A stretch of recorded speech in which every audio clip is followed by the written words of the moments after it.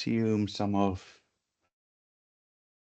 will join maybe only at 5:30, but let's get going. And as always, I will share the presentation and the recording and everything with you guys. So today we're just finishing off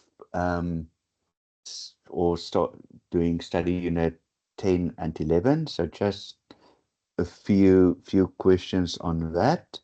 And then Sunday we are going to start with looking at previous exam papers. So I'm gonna check some of the previous assignments and one or two of the old paper-based exams, and I am gonna populate some of the assignment questions into a PowerPoint, and then I will see how I can just match it to some of the previous exam papers, and then we will go through that. So do nearly a mixed bag of old paper-based and then some of your assignment questions that you guys had.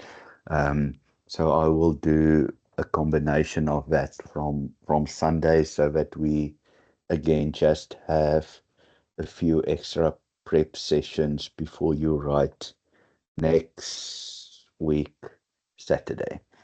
Okay, so let's go into this. And again, some of this you guys would have seen in some of your assignments. Some of it was in, and if I didn't, I will also just ask if there's going to be a mock exam. So let me also just ask that. But some of the previous assignments over the years, very similar things have been asked. So let's look at this question, and this is nearly an intro to chi-square, where it is a lot of the definition, the theory behind chi-square. So the test statistic has R minus 1, C minus 1 degrees of freedom. So we know that is correct, but let's just see what they reference it to. So where R is the number of rows, C is the number of columns. So that's perfect. That is correct. Let's just see. We want to get the incorrect one. So again, unfortunate, we're not there yet. So the next question, the observed frequency for each cell is equal to row column or row total, sorry, times column total divided by n.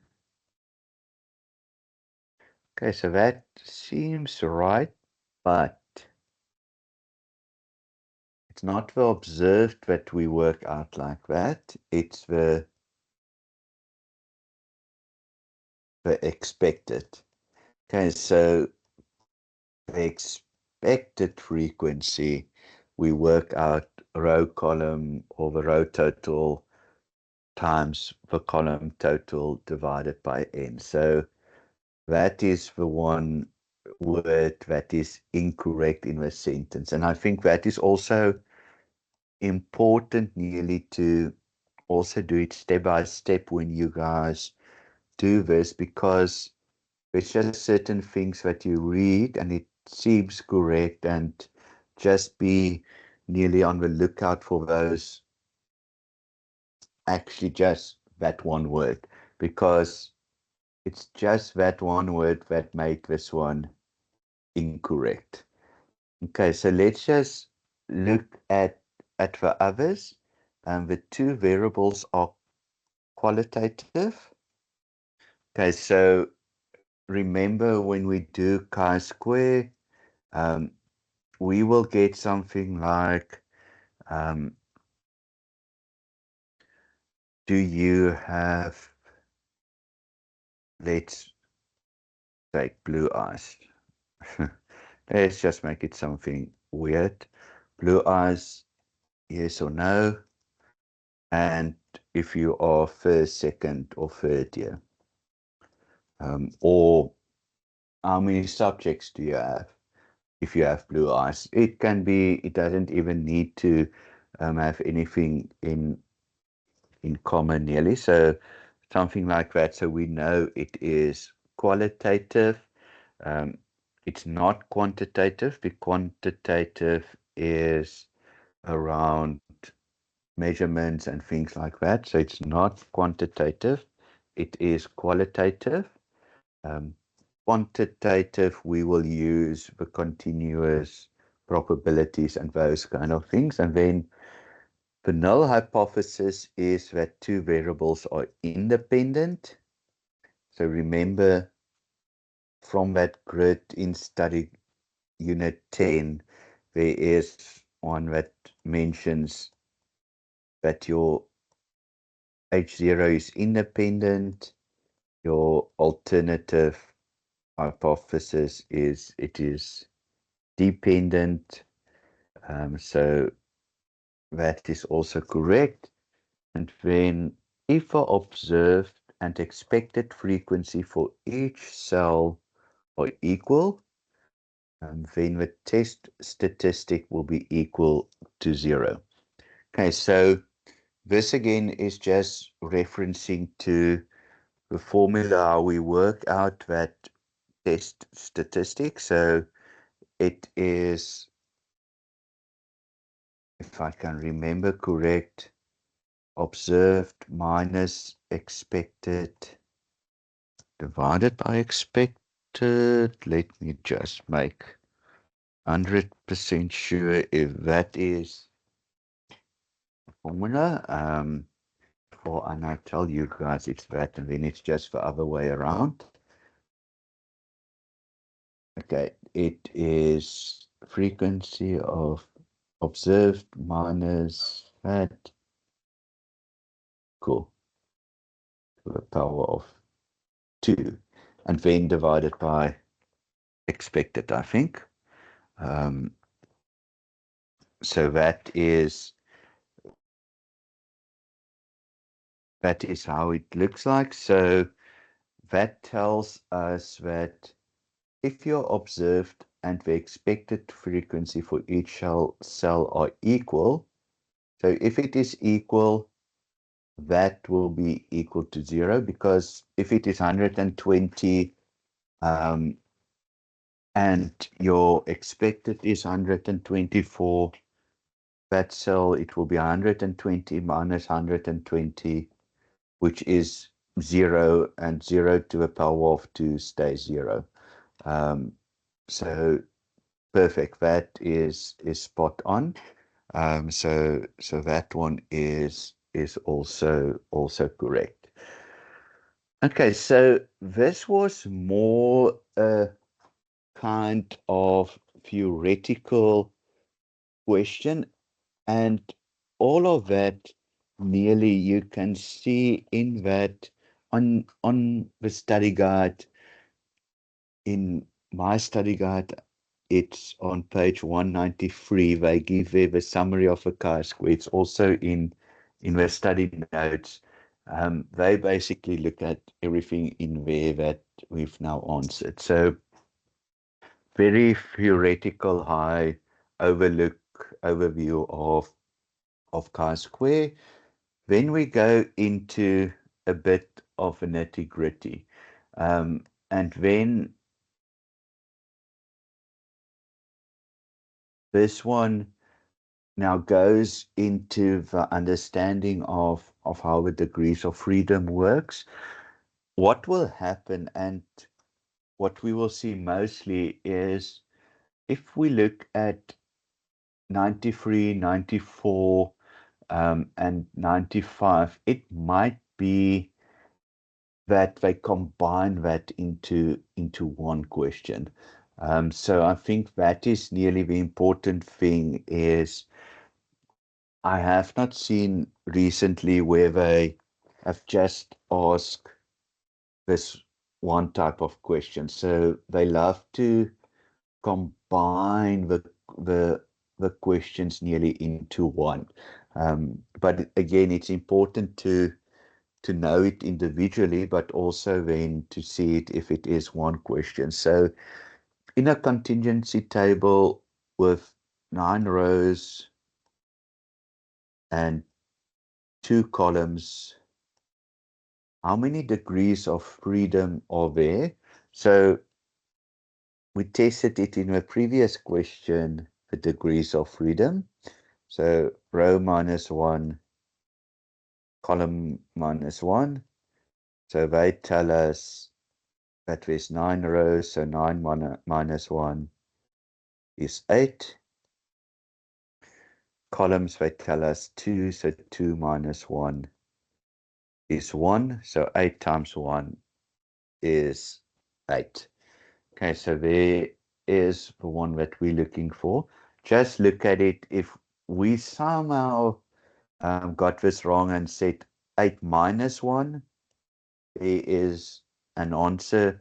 If we said 9 times 2, there is an answer. So again, nearly very important just to get the formula right. The formula we know. So again, I will probably now mix this question with a question like this. So here they even use the same information again.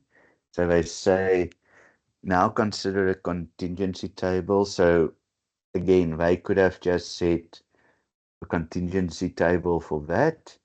The first question or answer could have been degrees of freedom is 9.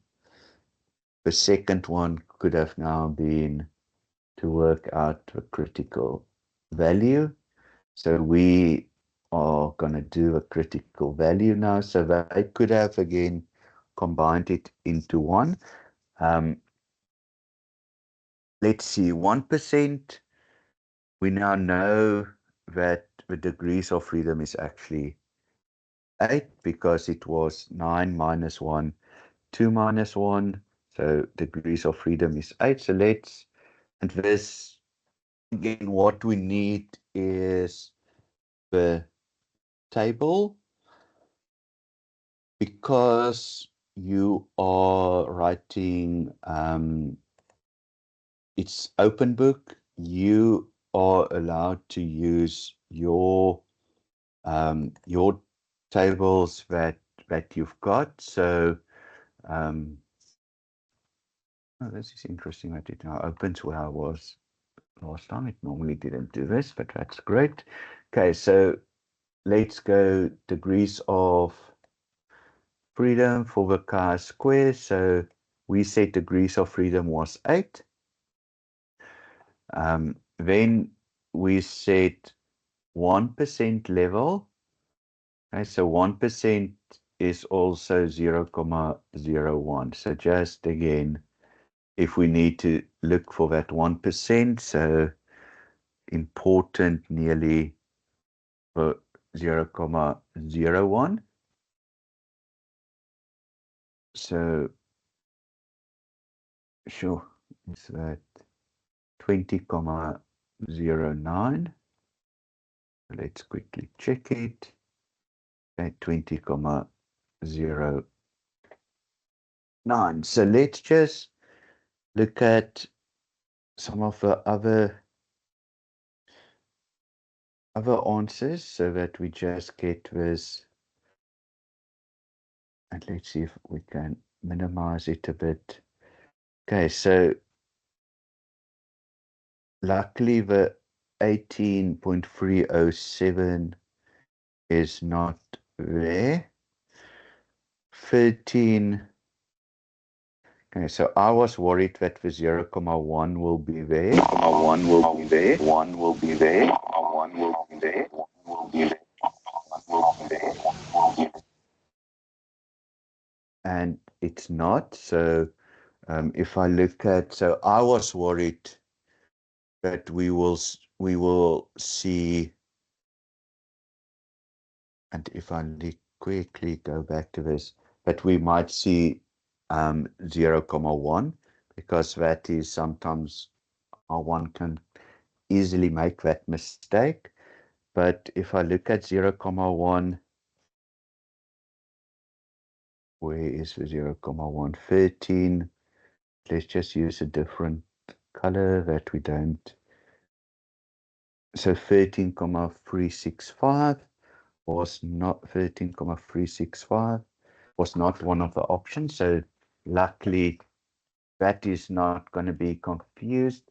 If we make the mistake by looking at how we do the T with also the degrees of freedom, then remember that T is always alpha divided by 2.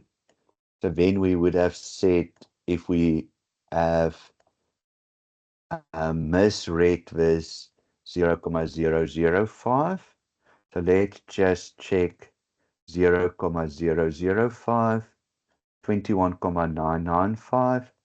So again, luckily not.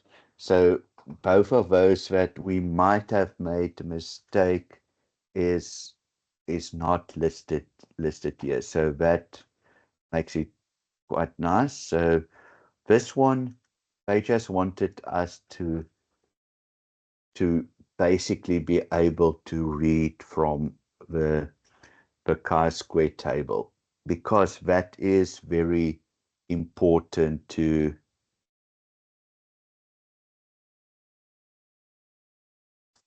for us to do that. So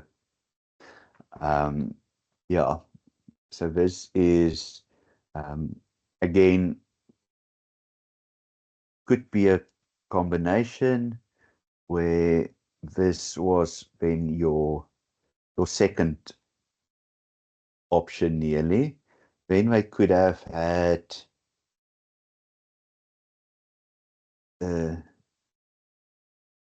H0 with independent, even in the same answer, or they could have it something like that, so that they nearly test then that hypothesis. And then the next one, and okay, so what else they could do with this is then give us in the information. So they could have said then, if your, so we've worked out the critical value. So if they then said something like, if your test statistic is something, would you accept or reject the null hypothesis? So again, that might be, I think I've included the question solely on something like that. But that then might be how they combine 4 or 5 things in one question. So, and if I don't have something like this that we need to do, then I will make sure that, yeah, see, so this is then that test. So I will check for the previous question where all 4 or 5 is in one question. I've got something like that. So I will share that with you guys so that we can look at it. Okay, so this one, they basically ask us to look at that data set, that table, and then they ask us to work out, and I just want to make it bigger. Calculate the chi-square test statistic required to test for independence. So they now want us to work out that test statistic. So when I look at this, I'm like, sure, you guys need to decide. So do you have access to Excel? Do you want to use Excel? You are not allowed to have a pre-programmed sheet of Excel. What, and for the 1510, unfortunately, I've tried. They don't want to have Excel at all, because they just say that creates issues with what are they programmed for the exams. So unfortunately, 1510 is not allowed to use Excel. 1610 allowed to use Excel, but with nothing pre-programmed in it. So this one is where we would need to use this formula, and let's quickly see if I can copy it just so that we can reference it. So we would need to say every time the observed minus expected to the power of 2 divided by expected. So then we will get a number. So you can do that on your calculator, but then you need to do it for all 6 of them. And then you will add all 6 of them together. So to just make it sure that I'm not making any mistakes, I am quickly gonna use Excel, but I'm gonna do it in a way that if you guys need to do it, I'll quickly show you just a way to make your life a bit simpler. But I will also show you just a longer way if I needed to use my calculator. So if we, okay, so it was those 3, sorry. Let's quickly undo that and put that in there. Okay, so it's 55, 40, 79. Then it is 34, 56, and 100. So I would just basically do it in this component at the bottom. So that would have been my observed minus the expected. I'm going to put in here because they already give it to me. I'm not going to build this now that it works it out, the expected, and for observed, they give that to you. So so that then divided by expected. So this is what you would have done on your calculator. So let's just put in the observed numbers here. Observed, sorry, the expected, so 42.54. Then it is 45.89. Then it is 85.57. Then it is 46.46. So again, this is not taking so much time if this is what you need to work out.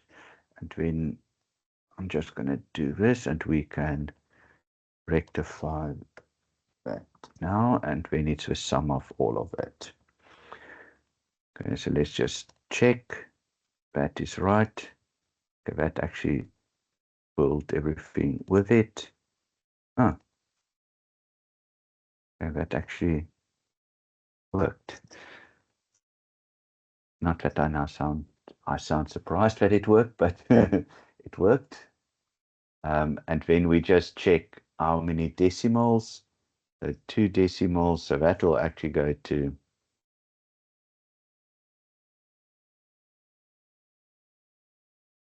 9.41. But obviously, so that is close enough. So again, if you now needed to do it on your calculator, you would have done this. You would have set that number minus that number to the power of 2 divided by that number and write it down. The next one is that number minus that number to the power of 2 divided by that. So then our final answer will be the 9,41, which is option D. So unfortunately, but so for the 1510 students,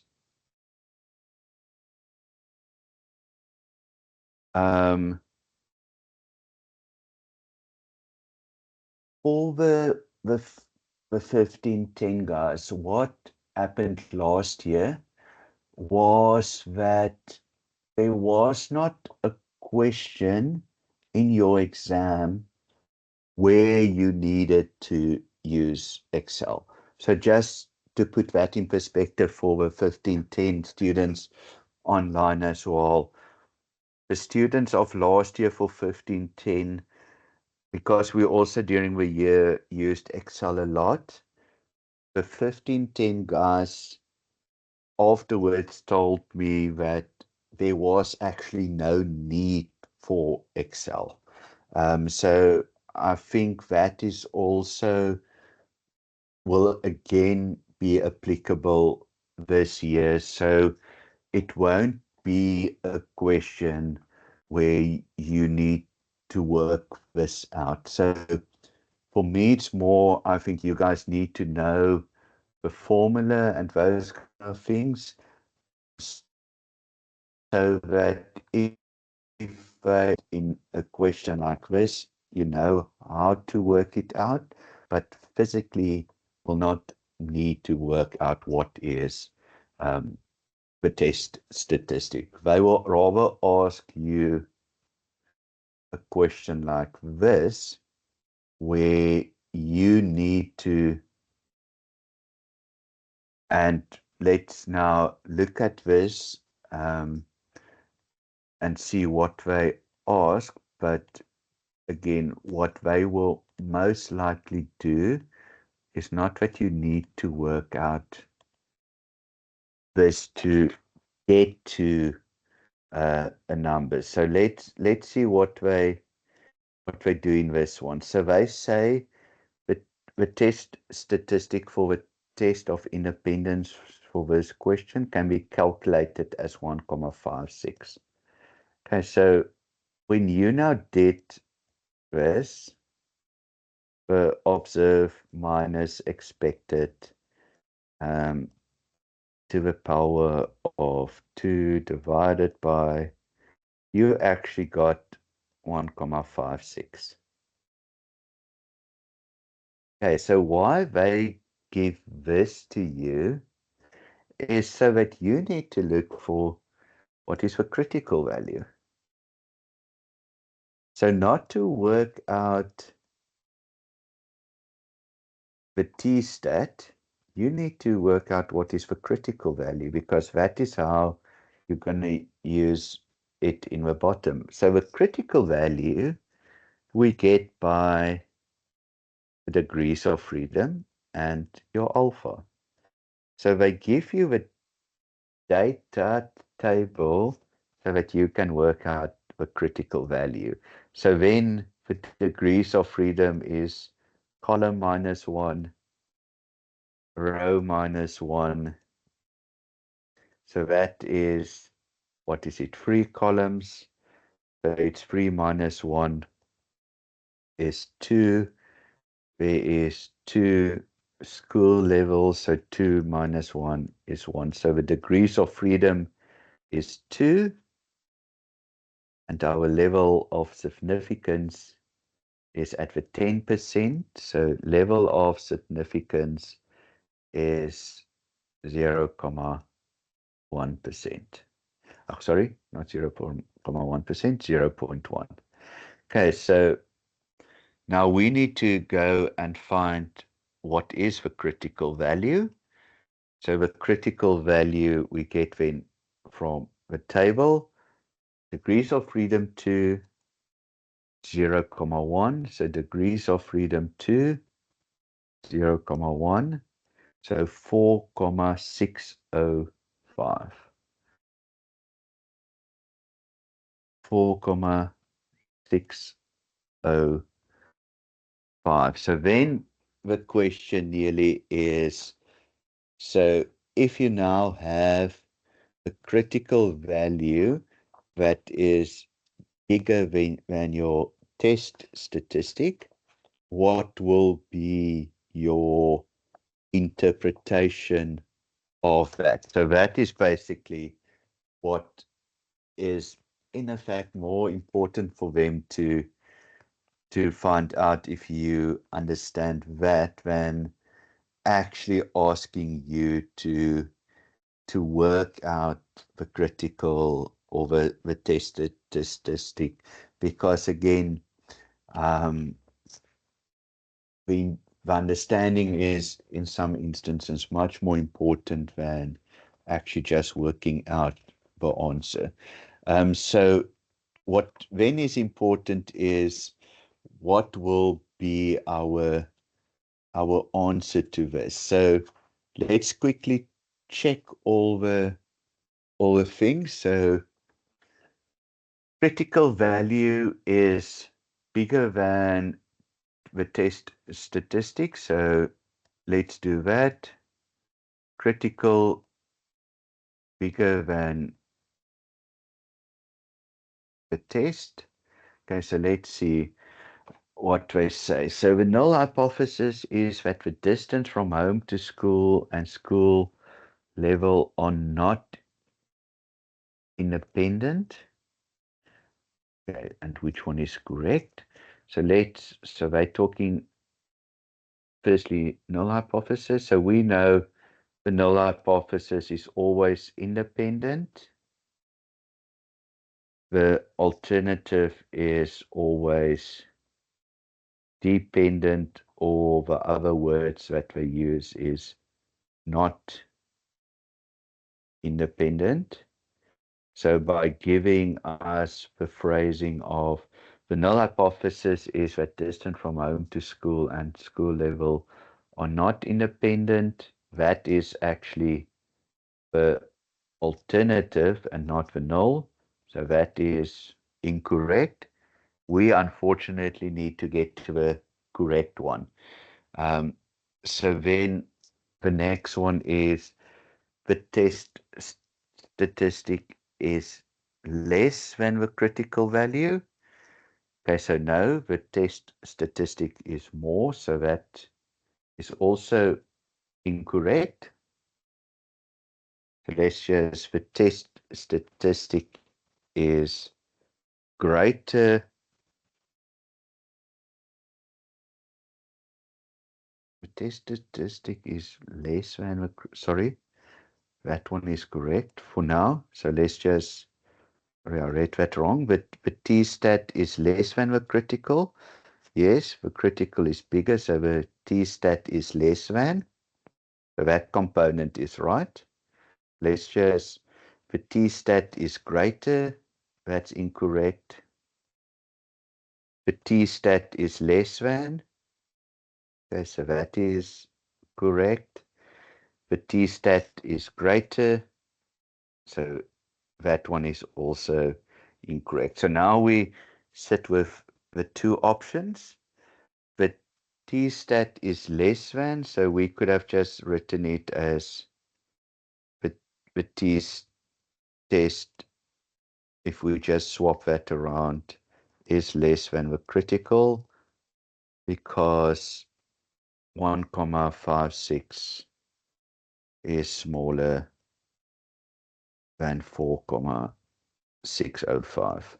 Okay, so that's just, again, if they can put it both ways, critical is bigger than the t-test, or the t-test is smaller than the critical. So, and so the t-test is less than the critical value.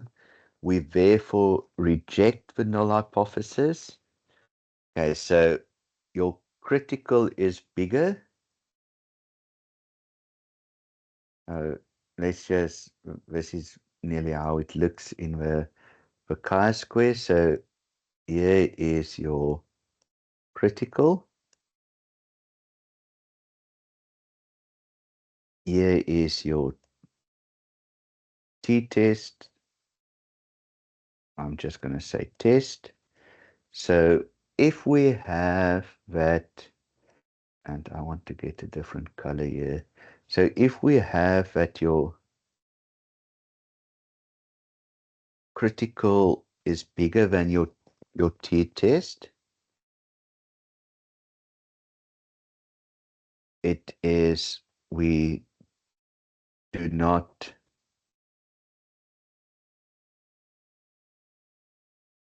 reject the null hypothesis.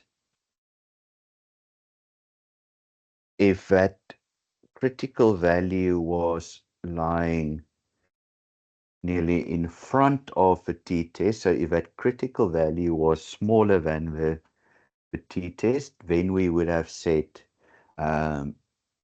we reject the null hypothesis. So do not reject the null hypothesis. So we do not reject the null hypothesis. That one is correct. And reject the null hypothesis is the wrong one. Okay, so again, they've given you the table for the reason to work out the critical value.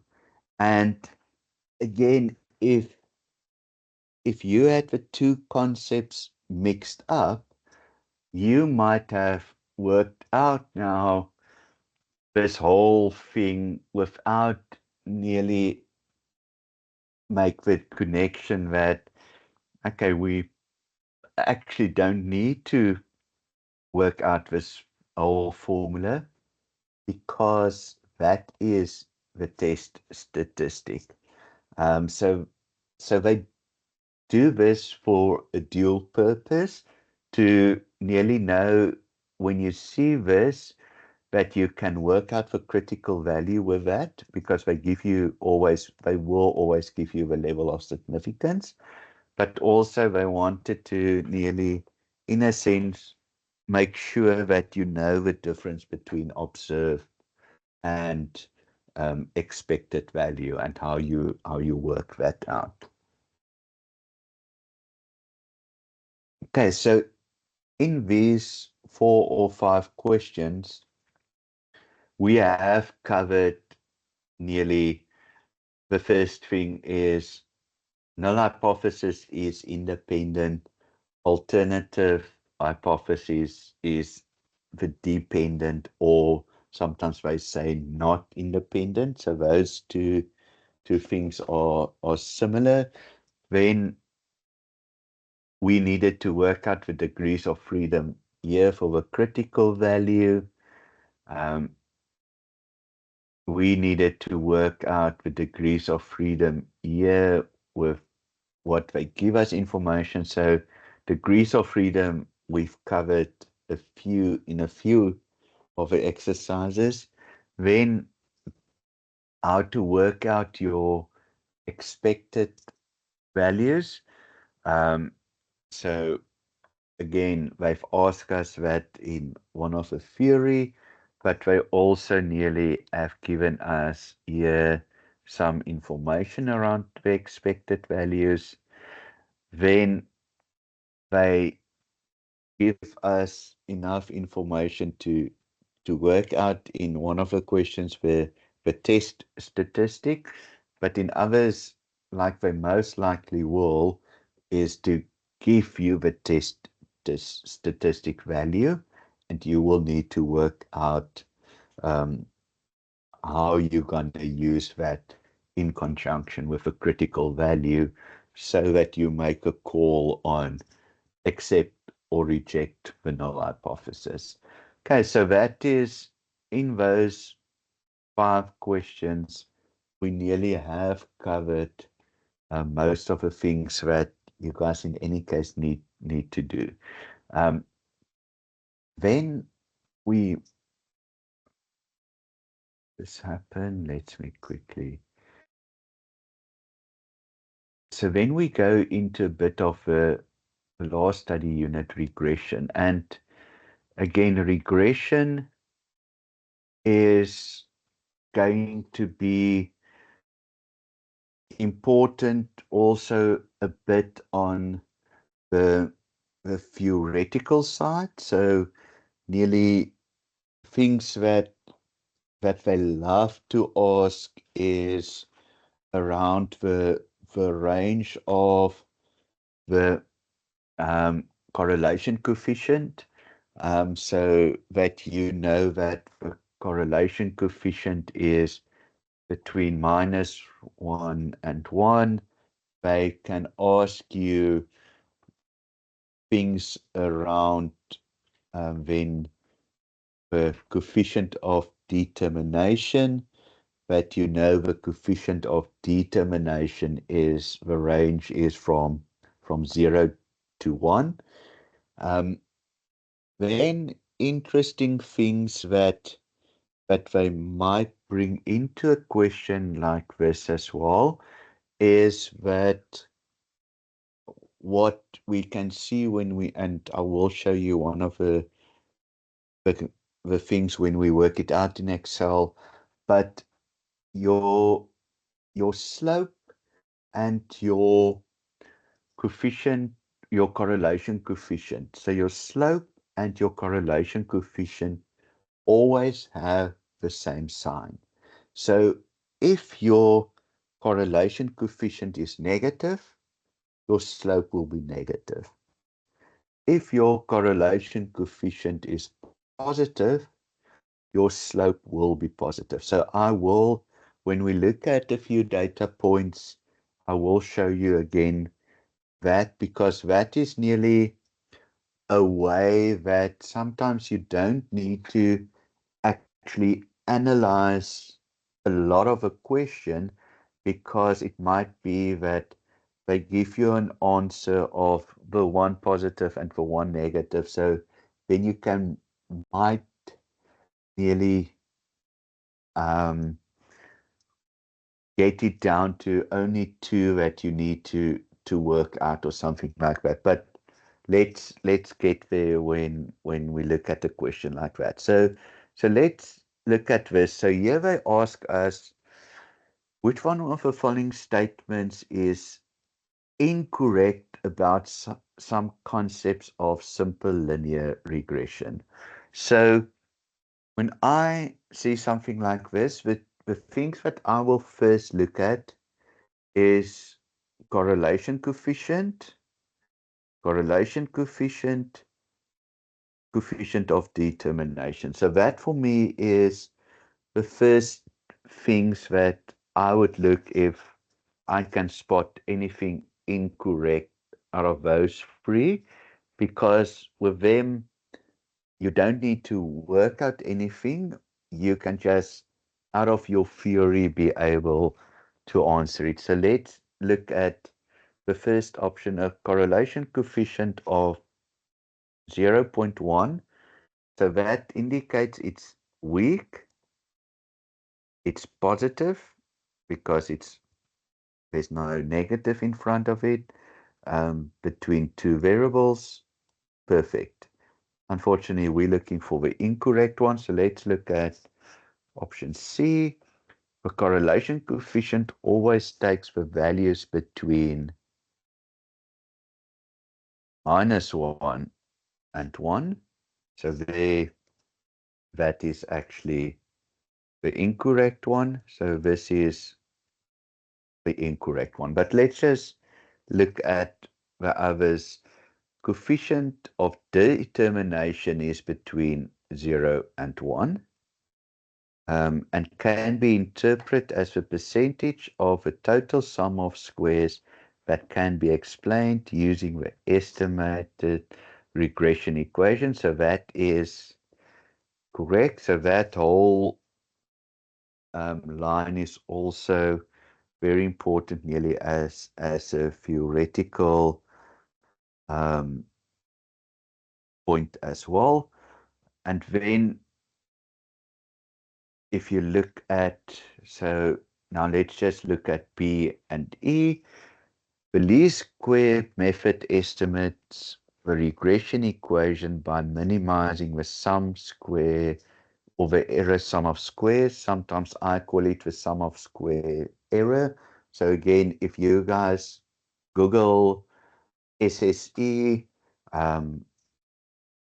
but sometimes if you want to Google it, you can say here, as you see SSE, the sum of squares of error, or error sum of squares, but that is also correct. It's not really at all in your study guide that around anything nearly around the SSR, SSE, and those kind of things. It's much more actually in your textbook.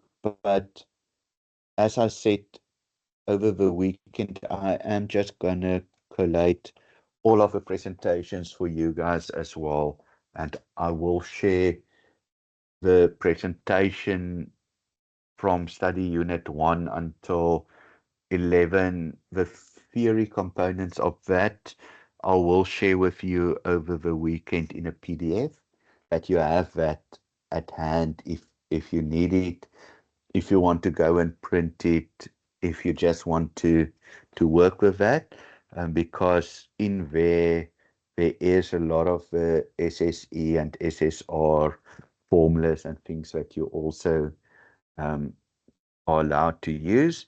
And then just the last one in this one with slope and the intercept of an estimated regression equation are estimated using the least square methods, and that is also correct. And again, both B and E is not really covered in your study guide at all, in a sense. It is much more in your textbook. So that is why, again, I know I did put all of those things into the summaries or the slides. So I will just share those slides again with you guys, that you at least have this information available, that if something of this is asked, that you have it. Okay, then we go a bit into questions where, and strangely enough, if you look at some of this, it is actually very familiar to you guys if you look at your study unit 1 and 2. So where we looked at study unit 1 and 2, where it was the variables, quantitative, qualitative.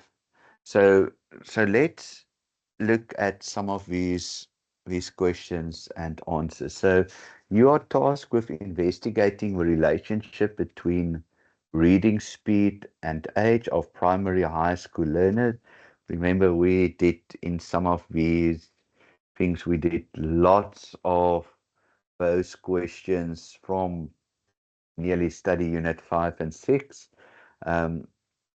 Which one of the following statements about the investigation is incorrect? Okay, so from previous questions where it was a correct, a incorrect, still incorrect. So again, just be wary in your exams as well. Sometimes they do throw back to you a question about correct. Most of the time it's incorrect, but look just at what they're asking. So which one is incorrect? So the dependent variable is age. Okay, so if we look at reading speed y and age x, which one is the independent and which one is the dependent? Okay, so they basically testing a bit of a theory here. So your x is always your independent and your y is always your dependent. And remember, this is the straight line, so it's mx plus c. So why it is what? So why y is dependent? Y is dependent of what's happening on the x value. So y is always dependent on what is happening on the right hand side. So nearly see it as y will change as the x will change. So y is dependent on your x value. So the dependent value is y. So y is reading speed. So the dependent value is incorrect because it's not age, it is reading speed. Okay, so now they basically ask in here, they didn't say to you the dependent variable reading speed. So I think again, just that is important. Need to know x is independent, y is dependent. Then, so now we know that is the incorrect one. So in the exam, you mark incorrect, you go to the next question. So you don't need to work through everything because again, back to you've got 25 questions to complete in your allotted time, so you don't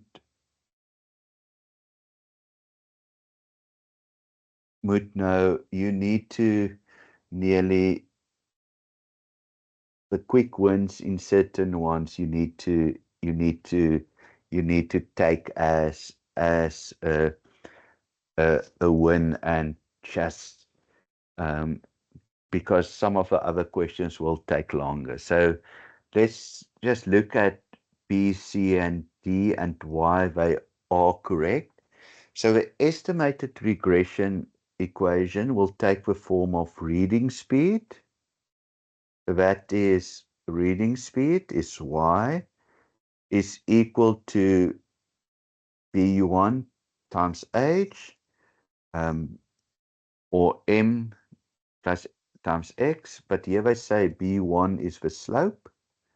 So we know that m is the slope, so that is correct. And B0 in this formula is the intercept, and that is your y-intercept. So we're happy with that. So that is correct. Again, let's just also make sure if you're using your calculator, Some calculators have your B0, B1. Some calculators have M and, like my HP, got M and B. So also just familiarize yourself with which calculator you're using, so that if you need to use it, you know that, because my HP don't have a B0 and a B1, so I must just always make sure that my slope is the M. So for you guys, just make sure that when you use your calculators, what the reference is, not for a question like this, but when we get to the data one now. Reading speed is a quantitative discrete variable. So let's see if we can say, here we don't nearly know a lot about reading speed, but it is 100 and normally our reading speed is measured is 110 words per minute, 220 words per minute. So already you can see with that pattern, it is a discrete variable. It is quantitative because you can count it. So that is also correct. And then if a correlation coefficient is negative, then there is a negative linear relationship. Okay, so there was that. So the other way to see that is if a correlation coefficient is negative, you've got a negative slope. Okay, so that is nearly the negative slope. If you want to put it in nearly the statistical terms, it is a negative linear relationship. Okay, so that we have covered now as well. But again, the first two questions, very theoretical.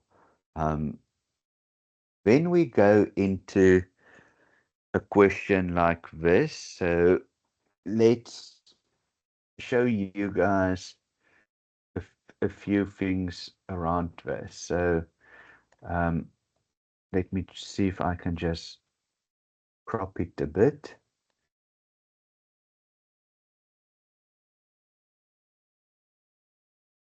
It's not that much bigger, but at least it's a bit bigger. So here they give us data, and when they tell us there are 4 or 5, so in this instance, 5 outcomes or 5 measurements that they got from the data. And then they ask us, so if you made now all of these calculations, which one of the calculated quantities is incorrect? Okay, so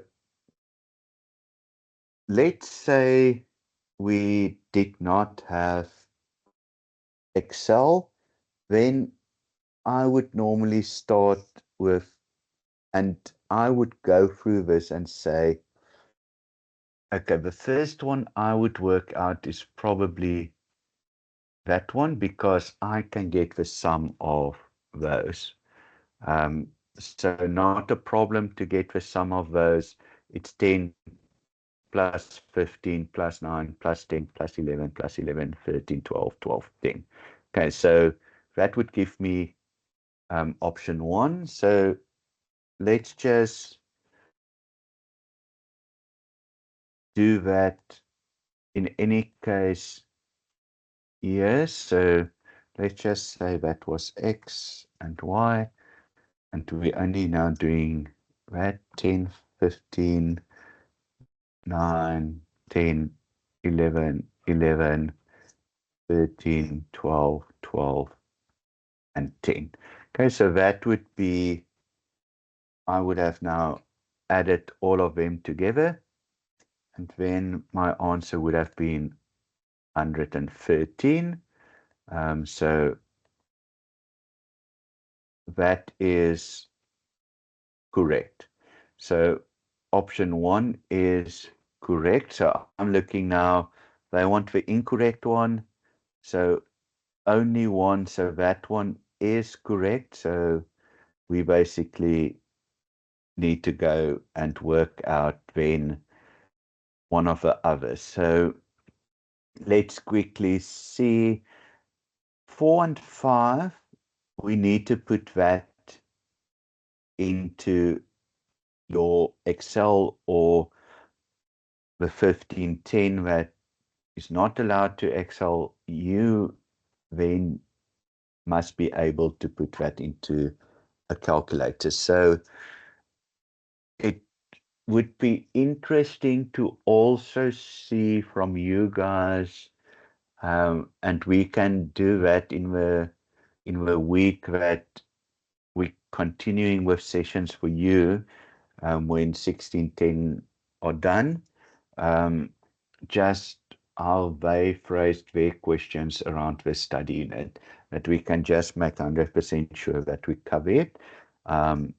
But you can put that into your calculator that does data. So let's do that. Let's quickly put in your Y numbers. So 178, 274, 155, 207, 208, 184, 224, 196, 246, 168. Okay, so there we have, and we can do the sum of that as well. They don't ask it, but then we have it. So what I would run through my calculator is, first, if I put this in, and depending on what calculator you use, is my HB, I need to put in X1, Y1, X2, Y2, X3, Y3.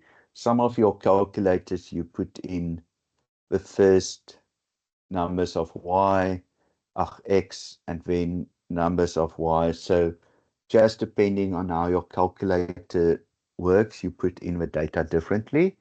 But then we can work out with that B1 and B0 on your calculator, my instance, slope, and the other one to see. But I'm going to use Excel. So that is your Y's, that is your X's.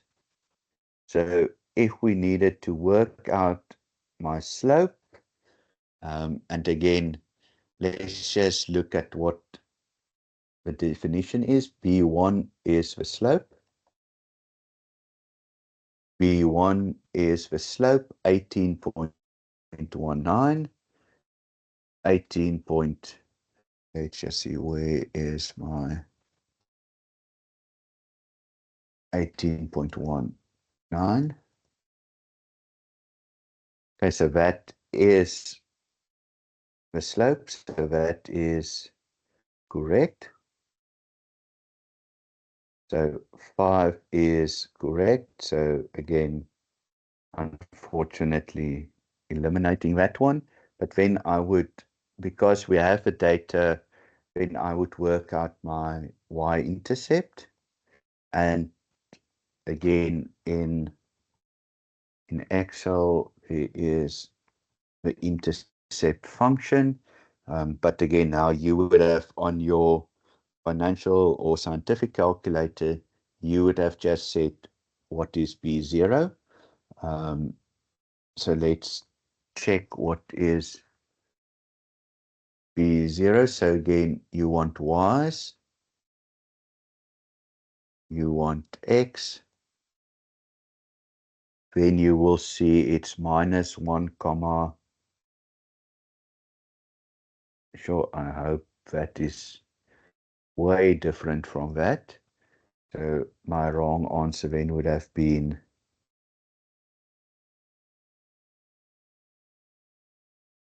this one. So it's not even that it's wrong with a negative. So sometimes I worry when I see something like this is completely different, but it is correct. Because most of the time it will be, instead of 1.49 minus 1.49, it's mostly not this big a difference. But that is the incorrect one. So happy with that. But let's just, again, so I would pick the ones that are the easier ones to calculate, because that is normally where the incorrect one is sitting.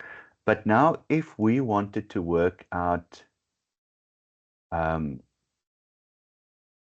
this one, so the sum of the x minus the mean square root, what we will have needed to do, and we can, I'm going to put this in here, so that's x minus the mean. So it would have been x minus the mean of x. Okay, that's the sum, so nearly I did that wrong. So we still need to work out the mean, so I'm going to put the mean there. Then we're going to work out the mean now. But let's just look at what that formula says. So it is x minus the mean to the power of 2, and then we need to get the sum of that. And so then we will need to get the sum of that. But let's work out what the mean is.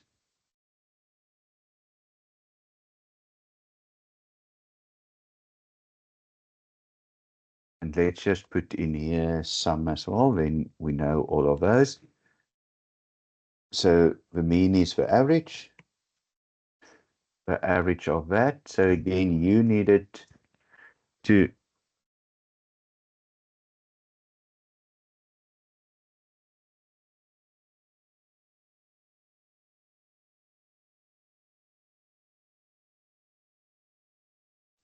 okay, then the mean is 11.3.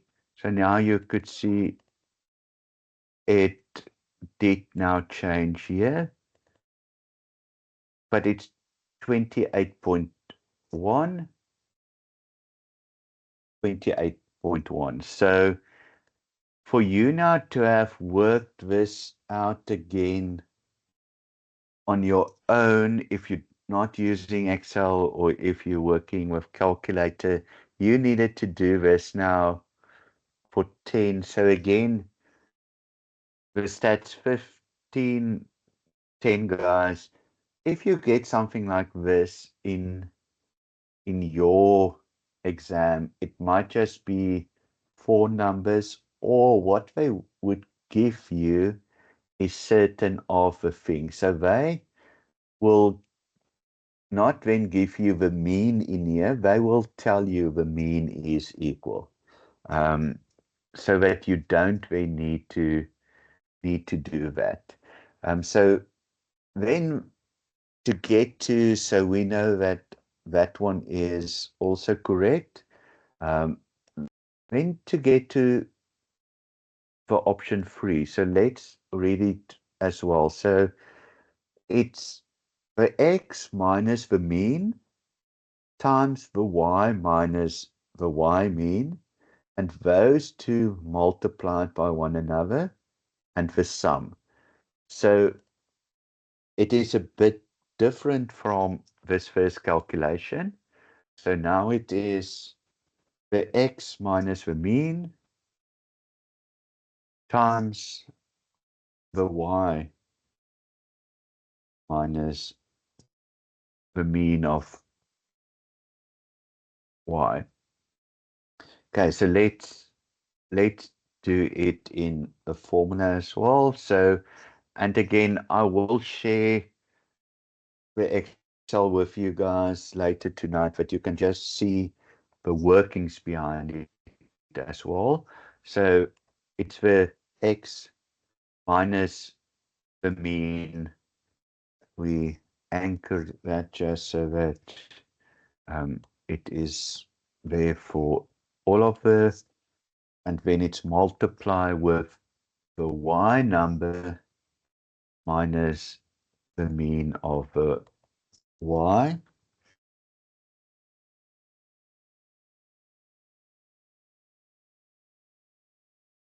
Okay, so now again, you needed to do that across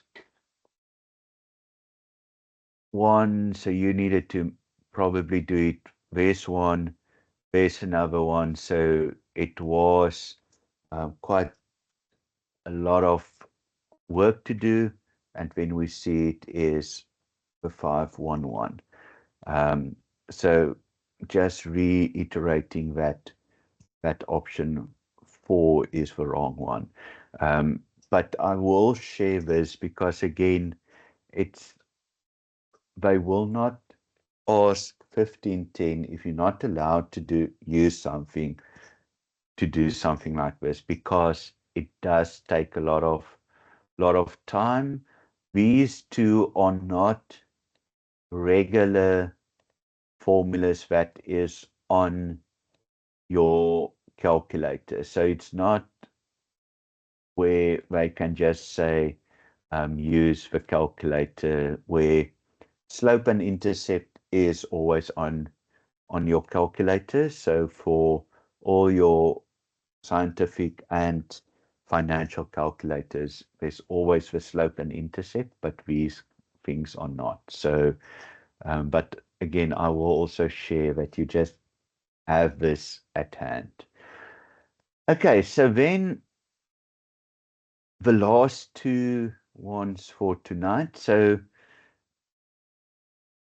what we are looking at in this one is where they now give you that straight line and that regression line, and they ask you to work out something around it. So here they ask us, and let's do a bit of cropping that we just get it a bit better and a bit bigger. Okay, so the following regression equation estimates the reading speed of learners at the secondary school at the function of their age. Okay, so here they give us the formula, and then they say calculate the estimated reading time or reading speed, sorry, for a 15-year-old. Okay, so then we basically need to work it out as 10.4 times 15, because their age is X, plus 107.9. Okay, so 10.4 times 15 is 156. 156 plus 107.9 is 263.9. And if we round that off to the nearest number, it's 264. And 264, there is option A. So this is just a very practical way of saying that, of asking you if you really understand how the X and the Y works, and how to put that number into this formula. Okay, so luckily there's not an answer here if you put it in with the y and then did something. But again, there might even be, if you put 15 in y and you work out the answer in the exam, there might even be a number that then corresponds to your answer. Okay, and then what I did from also a previous one is some of the interpretation around it. So here they tell us the reading speed is reading speed estimated regression equation of learners of Hofmeyr School is reading speed is equal to 13.1 times age plus 61.9 with a correlation coefficient of 0.686. Okay, so positive. So that's the first thing that we pick up. Which one of the following statements is incorrect? Okay, so a 17-year-old learner is expected to have a reading speed of that. So we will put in 17, but let's just look at the other options. There's a moderate positive linear relationship between positive, yes, moderate, yes, so that is correct. The moderate nearly is very and more individual preference of how, so we will normally say lower than 0.5 is more weak, bigger than 0.5 is stronger, but then what they sometimes do is to say, well, there's nearly between a 0.5 and a 0.7, it's moderate, and then above 0.7, it is strong. So they nearly have sometimes two levels of weak and strong, and sometimes they have three levels of weak, moderate, and strong. But they will not nearly ask you in another question, there is a strong positive linear relationship. They will rather, if it needs to be incorrect, ask you and say there is a moderate negative or strong negative.